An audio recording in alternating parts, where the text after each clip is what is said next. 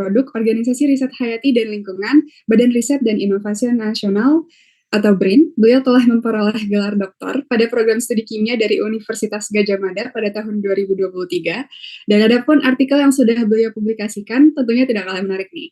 Contohnya pada tahun 2022 di International Journal of Chemistry, beliau mempublikasikan artikel yang berjudul Enhancing Compressive Strength and Dentin Interaction of Mineral Trioxide Aggregate by Adding Strontium Oxide and Hydroxyapatite. Di tahun 2022 juga di Jurnal Kimia dan Pendidikan Kimia mengenai Preparation and Characterization of White Mineral Trioxide Aggregate using Silica from Rice Husk Ash. Dan di tahun 2024 di Case Studies in Chemical and Environmental Engineering mengenai Physicochemical and Antibacterial Properties of Zinc Oxide Chitosan Modified Mineral Trioxide Aggregate Composites. Menarik sekali nih artikel yang telah dipublikasikan ya. Oke, sekarang untuk saat yang kita tunggu-tunggu, mari kita sambut narasumber kita yang luar biasa ini kepada Dr. Leni. Bagaimana kabarnya Ibu? Oke, alhamdulillah sehat. Ini ya, Mbak Zahra atau Dek Zahra nih ya. Oke, terima kasih untuk kesempatannya. Ya, selanjutnya ini bagaimana? Saya langsung share screen saja ya. Iya, boleh. Untuk waktu dan tempat dipersilakan kepada Ibu. Oke, baik. Mohon izin untuk share screen.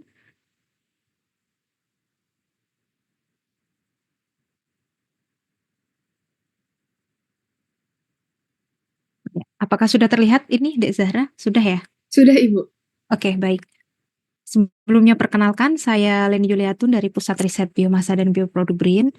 Di sini saya akan menyampaikan mengenai biomaterial endodontik berbasis biomasa. Nah, kelompok riset kami yaitu biomimetik material. Di sini saya mengembangkan mengenai pembuatan, pengembangan, modifikasi material berbasis silika dan kalsium dari biomasa, di mana di dalamnya terdapat variasi sumber, metode, karakteristik kimia dan fisika, serta aplikasinya dalam bidang kesehatan. Nah, pembuatan pengembangan material endodontik untuk gigi dan tulang seperti ini kita biasa menggunakan mineral trioxide agregat, di mana MTA ini berbasis pada kalsium dan silika dari eksplorasi potensi biomasa untuk perawatan endodontik gigi dan tulang.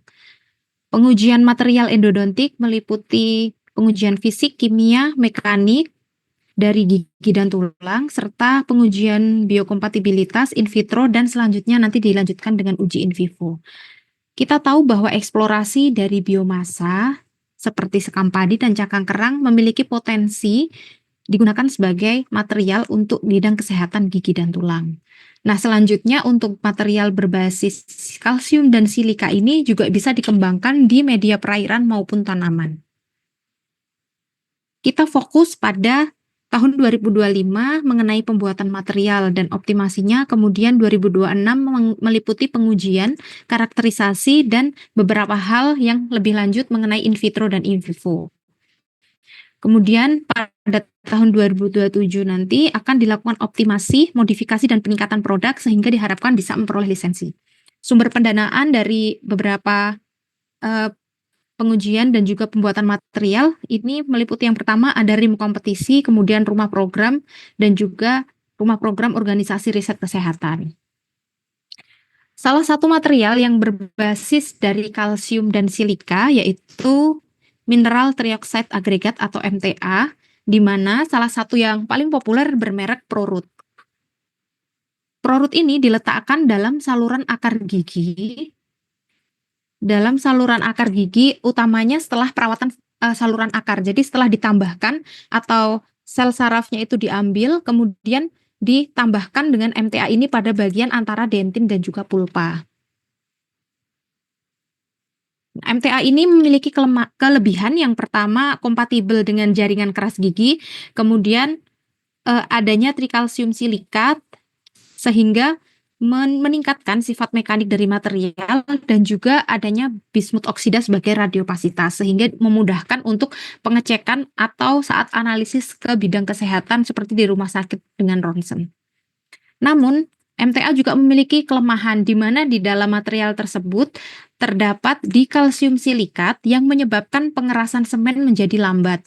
Kemudian dengan pengerasan semen yang lambat ini disebabkan oleh laju hidrasi yang lambat juga.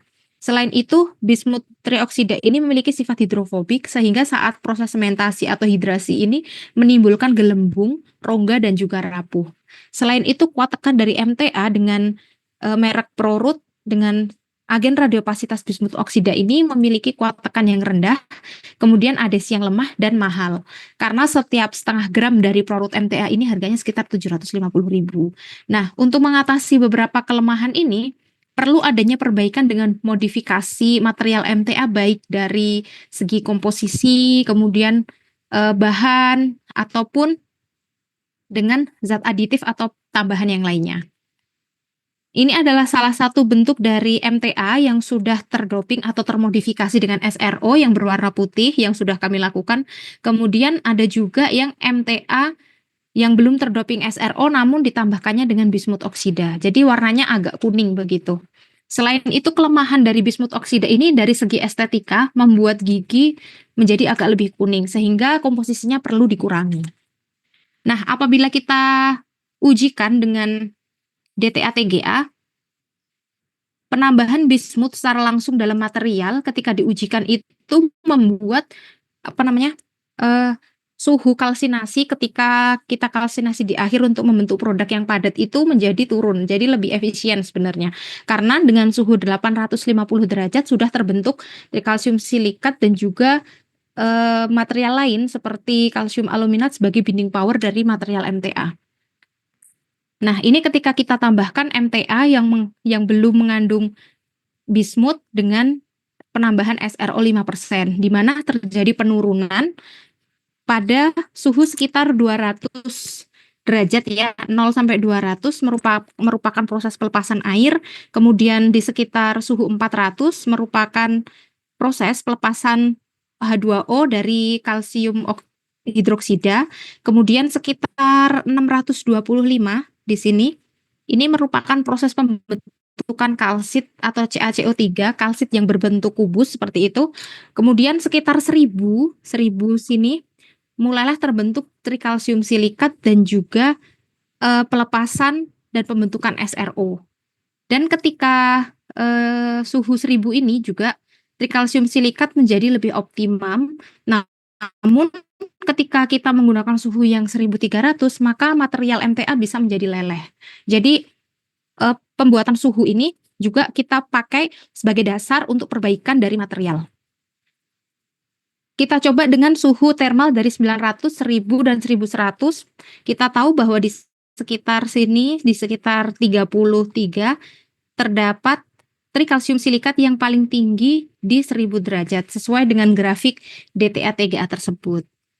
Selanjutnya, berdasarkan uji XRD, kita tahu bahwa penambahan SRO yang optimum atau yang bisa kita pakai nanti ada di sekitar SRO 5%.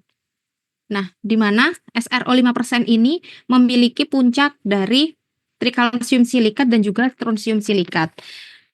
Selanjutnya, selain itu juga saat proses hidrasi material menggunakan air ya atau aquades, ini dengan penambahan SRO 5% tidak begitu signifikan untuk pembentukan trikalsium silikat atau kalsium silikat hidratnya. Namun ketika kita tambahkan dengan hidroksiapatit sekitar 6%, begitu ini memiliki kristalinitas yang tinggi di sekitar 29 seperti ini. Jadi terbukti bahwa penambahan hidroksiapatit pada MTA SRO ini juga dapat meningkatkan proses sementasi dan mempercepat terbentuknya trikalsium silikat atau yang terbentuk kembali menjadi kalsium silikat hidrat. Nah, ini proses atau ilustrasi material setelah hidrasi, di mana pada material ini, pada permukaannya terdapat gugus fungsi dari SiO dan juga di dalamnya terdapat layer lagi yang di dalamnya terdapat Ca atau Ca ini yang bisa dipertukarkan. Salah satunya Ca ini bisa dipertukarkan dengan cesium, strontium, natrium maupun kalium. Namun penggunaan natrium maupun kalium ini tidak direkomendasikan karena termasuk unsur yang hidrofilik sehingga nanti menimbulkan rongga ketika sementasi.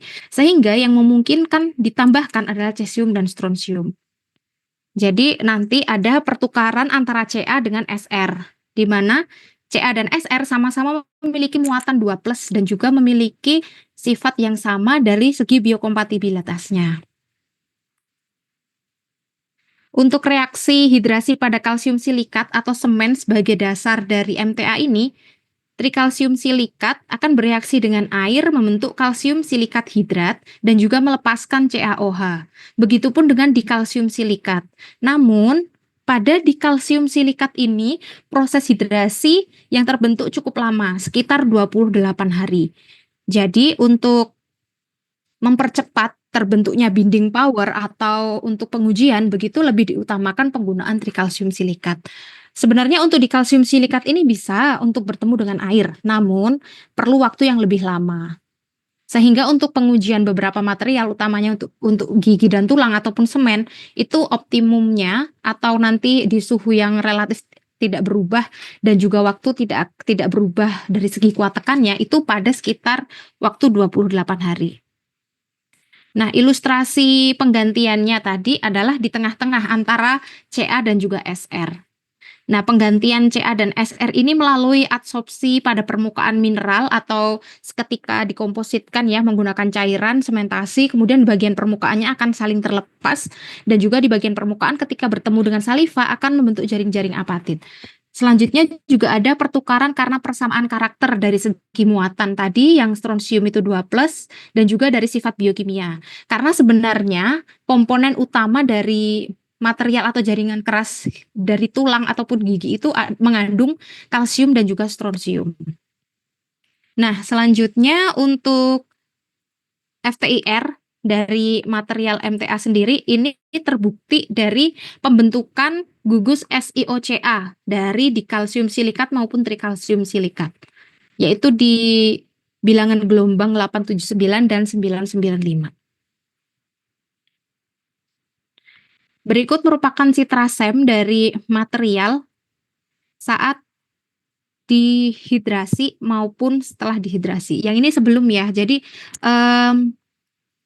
ketika material itu dihidrasi dengan menggunakan bahan komersial, ini yang sebelum hidrasi menggunakan bahan komersial, bisa terlihat bahwa materialnya lebih bulky ya. Kalau misalnya menggunakan material yang dari bahan alam atau biomasa, materialnya relatif kecil. Dengan material relatif kecil ini, partikel-partikel kecil akan menyusun dari material dan menjadikan material lebih padat. Jadi kuat tekannya nanti juga akan meningkat. Nah, ilustrasi ketika material ini diaplikasikan dalam tubuh, yaitu dengan menggunakan artificial saliva atau saat material MTA ini diletakkan dalam gigi.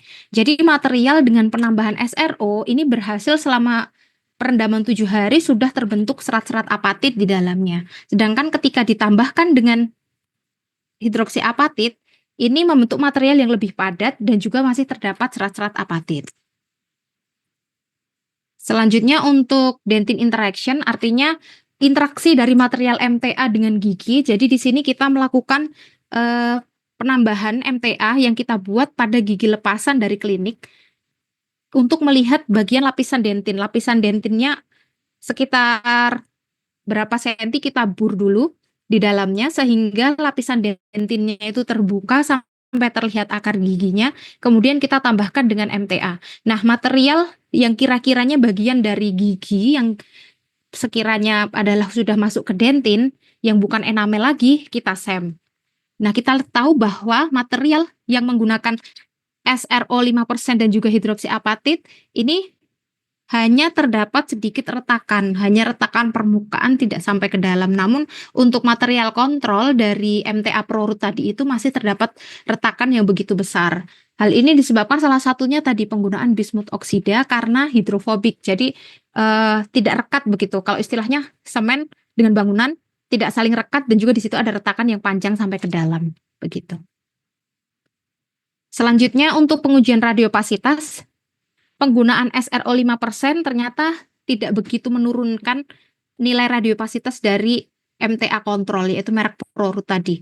Selanjutnya untuk radiopasitas juga ditingkatkan dengan adanya hidroksi apatit 3% yang tidak menurun secara signifikan dari kontrol. Sehingga SRO bisa menjadi alternatif material yang ditambahkan, disubstitusi ataupun digantikan dari material bismut ya tadi, dari bismut oksida diganti dengan strontium oksida atau istilahnya dikombin. Karena komposisi dari MTA sendiri itu terdiri dari 60% CaO, kemudian 20% silika, 18% dari agen radiopasitas. Kalau Prorut menggunakan bismut oksida, mungkin kalau material lain bisa menggunakan zirconium oksida, dan juga ada 2% adalah Al2O3. Nah, Al2O3 ini juga akan memudahkan terbentuknya nanti saat proses hidrasi. Selanjutnya, material MTA saat kita uji dengan sitotoksisitas ya, itu diperoleh dengan nilai IC 13,12 mg, artinya materialnya ini ketika ditambahkan dengan SRO5 dan dikombin dengan hidroksiapatit lagi itu bersifat tidak toksik, sehingga tidak merusak pada sel fibroblast. Sekian penjelasan saya, waktu dan tempat saya serahkan lagi ke Dek Zahra sebagai MC. Baik, terima kasih banyak kepada Dr. Rani atas pemaparan materi yang sangat informatif dan menarik ya tadi tentang penambahan strontium oxide 5% kalau tidak salah dan hidroksiapatit ke dalam material trioxide aggregate, mineral trioxide aggregate, betul ya Ibu ya? Ya, betul. Oh ya, Ibu mohon maaf sebelum kita masuk ke sesi tanya jawab, boleh minta tolong kayaknya hostnya pindah ke Ibu, boleh dipindahin kembali ke dia. Oke, sebentar. Iya, mohon maaf atas ketidaknyamannya Ibu. Iya. Ini berarti remove spotlight ini ya?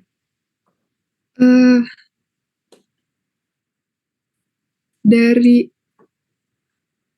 partisipannya mungkin Bu. Iya, partisipan lanjut. Dia Adira Khairani. Oke, baik. Ke dia, sorry Dek, malah ke Dek Zahra.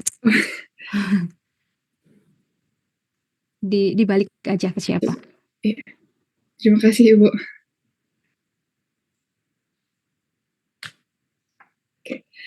Oke.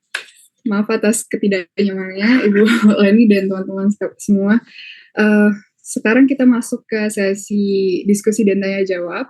Bagi peserta yang ingin mengajukan pertanyaan, mungkin tadi mengenai mineral trioxide aggregate dan tambahan tadi strontium oxide 5% dan hidroksiapatit, bisa menggunakan fitur raise hand atau menulis pertanyaan di kolom chat. Untuk para peserta yang ingin bertanya, dipersilakan.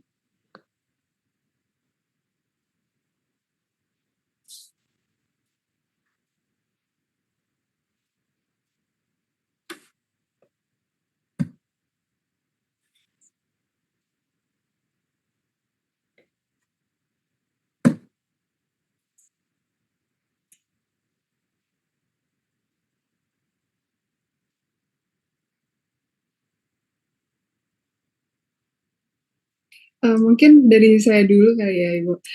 Untuk tadi kan sempat disinggung bahwa strontium oxide yang ditambahkan itu sebesar 5% dan juga ada tambahan hidroksiapatit. Itu mungkin kenapa dipakai strontium oxide dan hidroksiapatit? Kenapa ditambahkan keduanya ke dalam mineral trioxide aggregate?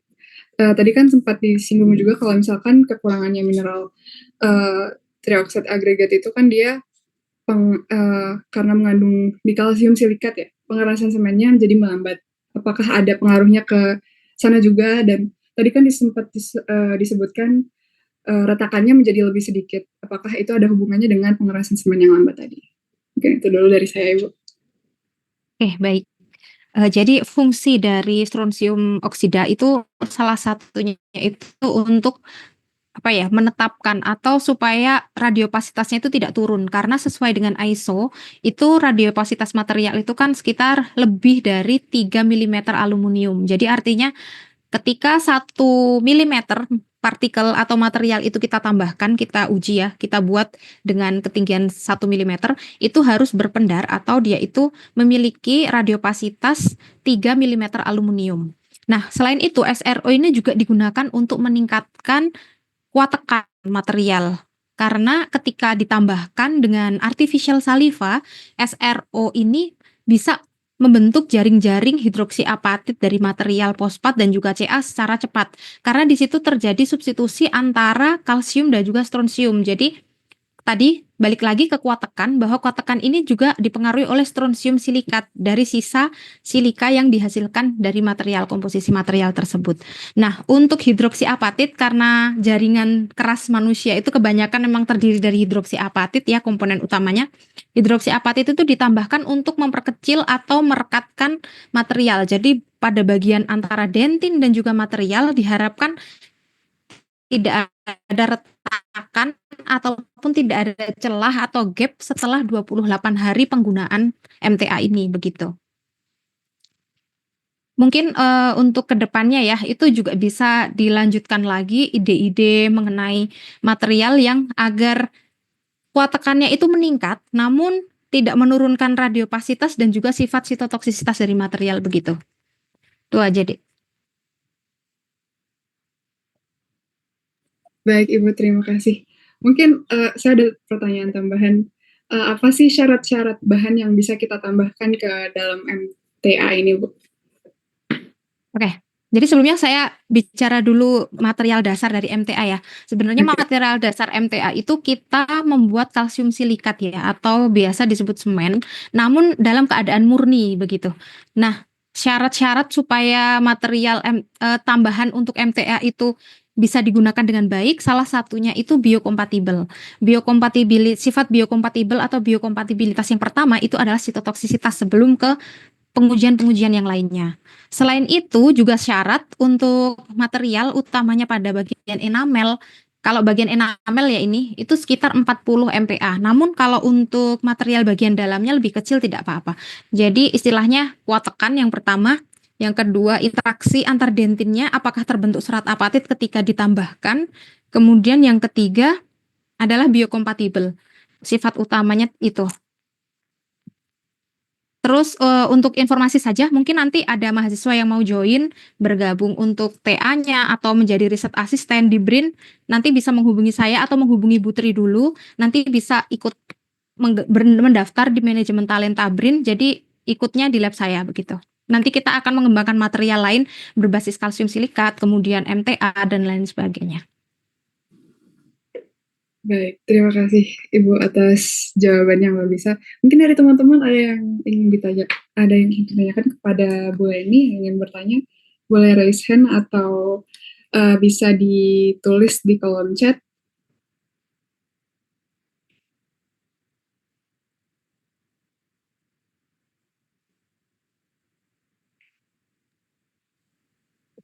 Raise hand aja ya kalau iya. Karena kalau nulis di chat itu kayaknya ke host aja deh kirimnya, jadi kita semua nggak lihat. Mungkin raise hand aja kalau ada pertanyaan. Oke, baik, terima kasih Bu. Ya, untuk yang ingin bertanya bisa gunakan fitur raise hand. Oke, kepada Binar Bulan, dipersilakan.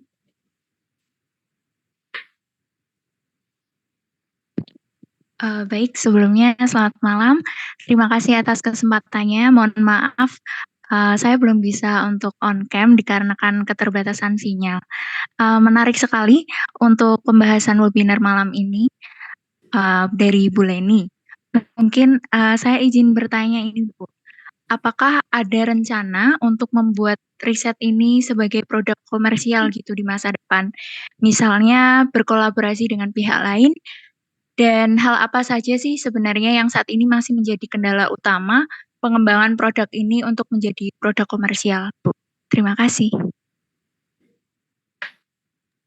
Baik, saya mencoba menjawab ya pertanyaan dari Dek Binar Bulan. Nah, ini yang akan kita lakukan untuk rencana komersialisasi ya. Jadi langkah-langkah untuk komersialisasi itu salah satunya adalah ada perusahaan atau lisensi yang kita buat berupa paten yang akan dibeli perusahaan. Yang pertama itu. Yang kedua, karena ini produk kesehatan, jadi ujinya harus melalui tahap preklinis dan juga klinis. Salah satu uji dari preklinis yang utama adalah in vivo, di mana material ini nanti akan dimasukkan ke dalam bagian dari jaringan keras hewan. Seperti itu. Misalnya jaringan kerasnya apa? Gigi dari makhluk hidup yang hidup. Sedangkan kendala utama dari material ini kita belum mendapatkan istilahnya izin untuk masuk ke hewan atau gigi hewan yang setara dengan manusia seperti itu. Selain itu, keterbatasan kedua yaitu perusahaan yang untuk membeli ini masih kesulitan begitu karena masih sedikitnya di Indonesia. Jadi untuk istilahnya kedepannya komersialisasi mungkin kita akan kerjasama lagi dengan salah satu universitas di Barcelona begitu yang juga mengerjakan material gigi dan tulang, mungkin nanti akan dibantu mengenai pengujian in vitro maupun in vivo-nya yang lebih komersial. Jadi nanti bisa dibeli produknya begitu. Baik, untuk Bulan apakah ada pertanyaan lanjutan atau tanggapan? Cukup mungkin sudah terjawab. Terima kasih. Baik, terima kasih Bu Leni atas jawabannya dan terima kasih Bulan atas pertanyaan yang telah diberikan. Untuk teman-teman yang lain, ada yang ingin bertanya, mungkin bisa menggunakan fitur raise hand.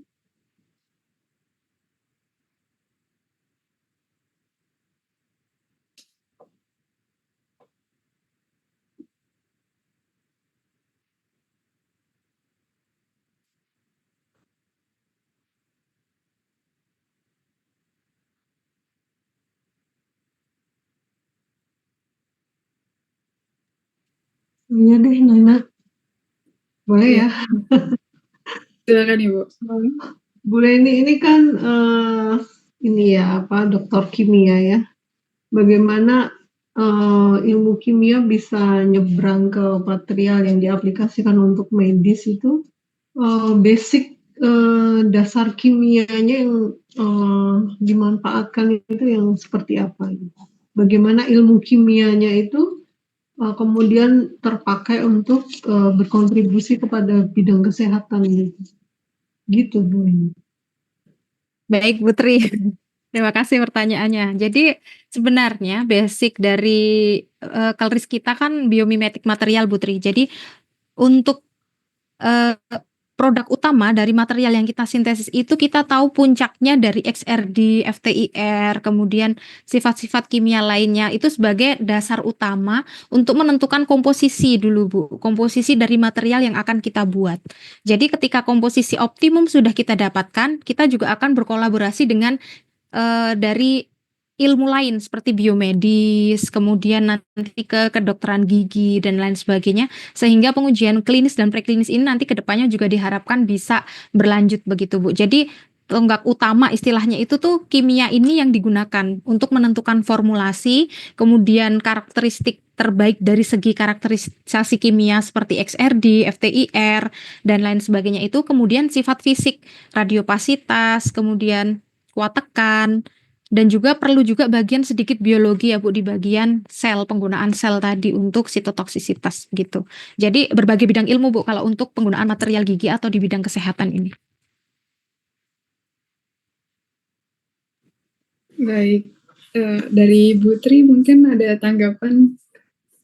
Oke deh, thank you Bu Leni. Oke, baik. Terima kasih Putri atas pertanyaannya. Dan Ibu Leni atas jawaban yang luar biasa. Mungkin mengingatkan kepada teman-teman yang berada di Zoom ini untuk mengisi absensi yang ada di kolom chat. Buat teman-teman yang lain, apakah masih ada yang ingin ditanyakan? Kalau oke, ada Givari. Waktu dan tempat dipersilakan kepada Givari. Baik, sebelumnya terima kasih atas kesempatan yang diberikan. Terima kasih juga kepada Bu Leni yang sudah memaparkan materi yang sangat luar biasa ini. Saya izin bertanya Bu, tadi kan terkait dengan pertanyaan Binar Bulan sebelumnya terkait komersialisasi, tadi Ibu Leni sempat menjelaskan bahwa salah satu syaratnya itu harus melakukan uji in vivo, dan mana uji in vivo-nya masih belum bisa dapat dilakukan karena harus ada lisensi ya atau izin yang ada. Apakah ada langkah lain yang direncanakan oleh dari Bu Leni untuk mungkin seperti melakukan perhitungan komputasi terlebih dahulu Bu, untuk memperkirakan bagaimana mungkin gambaran kasar sebelum nanti diuji in vivo, apakah ya kira-kira seperti itu Bu. Mohon maaf sebelumnya apabila kurang jelas. Oke, baik. Saya coba jawab ya. Jadi untuk komputasi ini sebenarnya dilakukan, namun saat ini belum sampai pada tahap komputasi ya, masih pada langkah lain seperti salah satunya tuh ini Dek, dengan menggunakan gigi lepasan. Jadi untuk material kalsium baik dia itu untuk tulang maupun untuk gigi itu bisa menggunakan gigi lepasan atau tulang lepasan yang kemudian direndam. Mungkin kalau misalnya gigi itu direndamnya di artificial saliva ya, karena sesuai dengan cairan dalam rongga mulut. Namun ketika misalnya nanti dipakainya aplikasinya untuk tulang, mungkin bisa pakai SBF atau larutan yang lain yang sesuai dengan tubuh gitu, simulated body fluid atau yang lain sebagainya seperti itu. Nah, untuk komputasi ini akan kita lakukan kemungkinan setelah uji atau optimasi dari material yang tersedia ini sudah optimal gitu deh. Jadi nanti kita juga akan bergabung dengan orang-orang dari kimia komputasi yang sudah terbiasa menggunakan. Namun kendalanya untuk beberapa akses yang saya tahu saat ini untuk beberapa kolaborator saya menggunakan nano, harus skala nano. Sedangkan kita belum membuat itu. Jadi kita masih ke proses untuk membuat material MTA nano, kemudian menggunakannya di kimia komputasi begitu. Namun kedepannya apabila teman-teman atau kolaborasi saya sudah mendapatkan akses untuk memperoleh perhitungan secara komputasional itu ya, itu kita juga akan ke situ ke arah komputasi juga gitu. Jadi kedepannya diharapkan juga bisa komersial juga.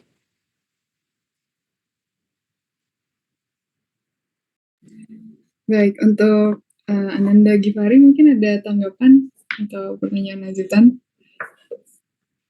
Baik Ibu, terima kasih atas jawabannya. Oke, terima kasih untuk Bu Leni dan Givari. Mungkin tadi karena sudah ada 5 pertanyaan, kita ke pertanyaan terakhir. Apabila ada yang ingin bertanya, dipersilakan untuk raise hand. Tadi menarik banget nih, dari mineral trioxide aggregate yang diaplikasikan untuk gigi atau tulang ya, ditambahkan strontium oxide 5% dan hidroksiapatit untuk meningkatkan kekuatan mekanik, kekuatan material, dan tadi juga untuk memperkecil retakan dan celah material, juga untuk mempermudah interaksi apakah nanti terbentuk fiber jaringan-jaringan apatit di gigi. Betul ya, Ibu ya?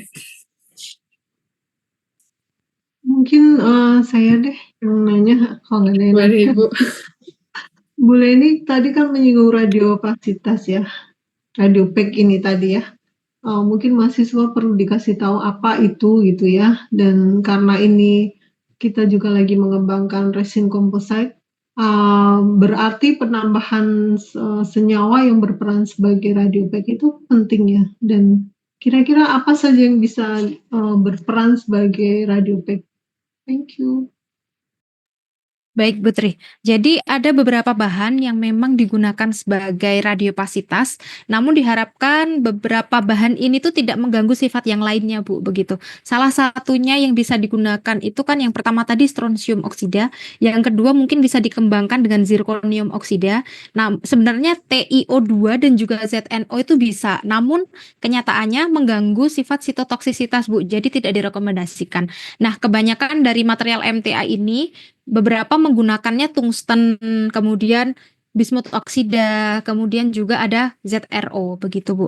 Kemudian untuk pengujian radiopasitas. Nah, pengujian radiopasitas ini dilakukan dengan membandingkan dengan aluminium stab wedge. Jadi aluminium stab wedge itu tangga aluminium yang tebalnya itu 1 sampai 10 begitu. Nah, ketika material itu kita uji, kita akan membuat material itu memiliki ketebalan 1 mm. Jadi misalnya MTA, saya buat dengan ukuran tebal 1 milimeter. Kemudian kita sorot atau kita sinari dengan sinar X dari ronsen gigi itu, kita sandingkan, kita bandingkan dengan aluminium step wedge yang kita punya sebagai standar, kemudian kita olah dengan image. Jadi nanti apakah ketebalan dari material kita yang 1 mili ini minimal 3 milimeter aluminium step wedge yang kita punya, begitu. Itu cara untuk pengujiannya.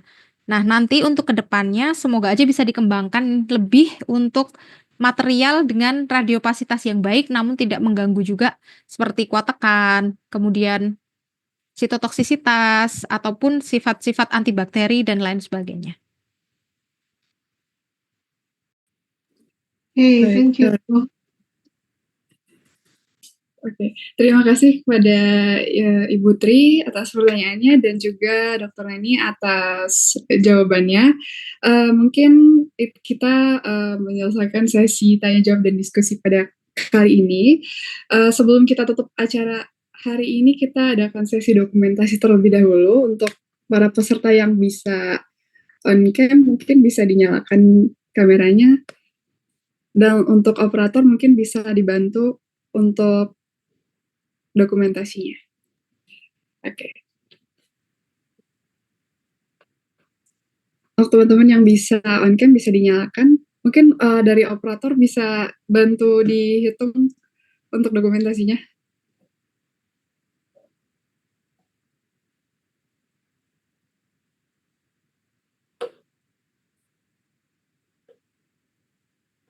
Oke, mungkin aku yang hitung aja kali ya.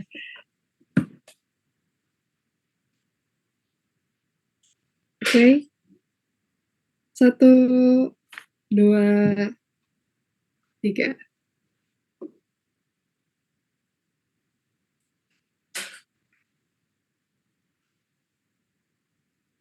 Satu kali lagi. 1, 2, 3. Oke. Baik, terima kasih kembali kepada Dr. Leni atas penjelasan sangat insightful dan diskusi yang tidak kalah informatif. Mungkin untuk menutup acara malam ini ada dua patah kata penutup dari Ibu Leni. Oke, baik. Saya ingin menyampaikan saja mungkin nanti kita bisa berkolaborasi ya mengenai tugas akhir, riset asisten. Jadi kemudian ada juga satu lagi itu program Degree by Research DBR. Jadi nanti bisa misalnya dari riset asisten itu kan mendapatkan akomodasi ya istilahnya itu dari mahasiswa-mahasiswa yang sedang mengerjakan tugas akhir. Jadi dimungkinkan 1 tahun terakhir itu bisa mengerjakan project dari penelitian saya begitu intinya. Nah, itu sebagai riset asisten di mana di situ ada akomodasi. Selanjutnya nanti misalnya riset asisten ini bisa berlanjut, bisa lanjut ke jenjang berikutnya misalnya S2 ke S3 atau S1 ke S2 dengan program Degree by Research-nya BRIN. Nanti dibuka saja apa yang terbuka di situ di web manajemen talenta BRIN, kemudian nanti bisa memilih pembimbingnya itu siapa, di bawahnya penelitinya itu siapa begitu. Kalau misalnya tertarik untuk itu nanti bisa menghubungi Bu Tri, nanti Bu Tri bisa jadi pembimbingnya juga atau bisa cari-cari dulu nih univ yang bisa menerima Degree by Research ini di mana begitu. Kalau untuk program Degree by Research ini biasanya perolehannya selain akomodasi adalah SPP dan akomodasi ini diperolehnya dengan cara asisten riset itu tadi begitu. Jadi mengerjakan riset dibayar istilahnya sama nanti lanjut itu digunakan untuk tesis atau skripsi, kemudian nanti lanjut di Degree by Research gitu. Itu aja informasinya. Baik, terima kasih. Mungkin teman-teman nih yang tertarik untuk jadi research assistant atau degree by research tadi mengenai penelitiannya Bu Leni juga tentang mineral peroxide aggregate dengan tambahan strontium dan hidroksiapatit untuk aplikasi gigi dan tulang. Bisa nih menghubungi Ibu Tri atau menghubungi Ibu Leni. Dari Ibu Tri mungkin ada yang ingin ditambahkan untuk penutupan? Ya. Yang pertama tentu terima kasih buat Bu Leni sharing-nya dan informasi bahwa terbuka kesempatan yang lebar buat mahasiswa kalau mau riset ke BRIN bisa kontak saya atau kontak langsung ke Bu Leni. Terus ini juga terbuka kesempatan kalau yang fresh graduate mau S2 juga bisa. Dan riset ini memang terus berkembang ya. Jadi kalau tadi Bu Leni cukup khawatir dengan masalah aplikasi dengan publikasinya, kemarin sebenarnya di Undip baru ada nih kolaborasi dengan satu industri.